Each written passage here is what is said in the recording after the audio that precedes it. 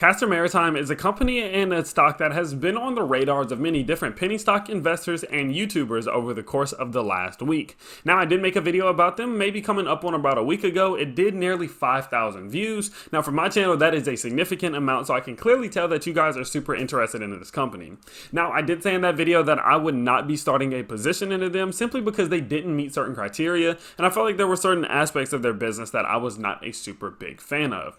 Well, it has become recently that in the last day or two, we have started to see some negative news. It has not been looking the best. On our last trading session, we did see Castor Maritime go down about 7 to 8%. And so I really did just want to update you guys on what all I'm seeing that's going on and why it almost seems that people are starting to take away from the stock. If you do want access to a community of over 70 to 80 day traders who talk about companies like this one, who talk about many other different penny stocks, they talk about all different types of things related to investing and trading. If you also want early access to the content in which I will be posting and all of the subjects, research, and due diligence that I do for these videos. And lastly, if you do want trade updates, trade buy and sells that I do, different portfolio updates, all of these different things, definitely head to the link down below. Go check out my Patreon. I really do believe that it could be an amazing opportunity for anyone who joins, and I do appreciate all of the support that you guys have shown my channel.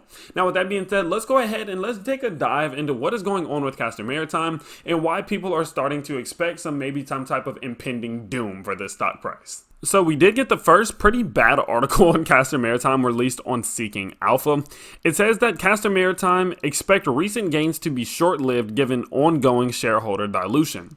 It says here that the small dry bulk shipper continues to aggressively grow its fleet at the expense of common shareholders.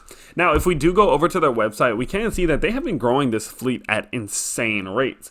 Taking the delivery of the Magic Sun in 2019 September, going into the delivery of the Magic Moon in 2019 October, taking the delivery of the Magic Rainbow in 2020 August, in 2020 October we saw the delivery of the Magic Horizon, and also in 2020 October we saw the delivery of the Magic Nova. It has been growing very, very fast. Now, considering this company does not have the revenue and the income to provide them the financial support and capability to purchase this fleet, they have been growing this fleet out strictly from a lot of different offerings that are starting to somewhat dilute and take away from the shareholdings and the holdings that these shareholders have.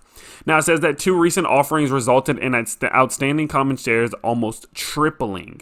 This exercises of in-the-money warrants could cause share count to balloon to almost 600 million. Now, for the size of this company, 600 million different, outstanding shares this fast is not a good sign, in all honesty. Now, it says that shares are trading at a substantial premium to estimated net asset value, while proving market leaders are still changing hands at a discount despite the recent charter rate discovery. They can expect shares to give back the majority of their recent gains due to massive warrant overhang and the likelihood of further capital raises. So what that's basically saying is that the outlook of this company is not looking the absolute best based off of the charts and based off of monitoring, what all is going on. It just isn't the best outlook at the moment. Not only that, whenever you think going into the future here, this company is more than likely going to have more offerings. They are going to have to raise even more capital to progress forward. I did mention in my last video that the CEO is also the CFO, and he does have a whole bunch of different positions that he has to fill. And I think it is starting to somewhat show in this company that, having one man really running the whole show is starting to make it a little bit difficult. They're making decisions that aren't necessarily bad. I don't think raising capital in order to, grow your fleet is a bad thing. But whenever it comes to in the long run, considering your investors and then considering what your company's doing, monitoring your revenue and doing all of these different things are just as important to make the right decisions for what's right for the company. And it doesn't seem like as they're growing and, raising all this capital that it's doing the best thing for this company in the long run, in just my personal opinion.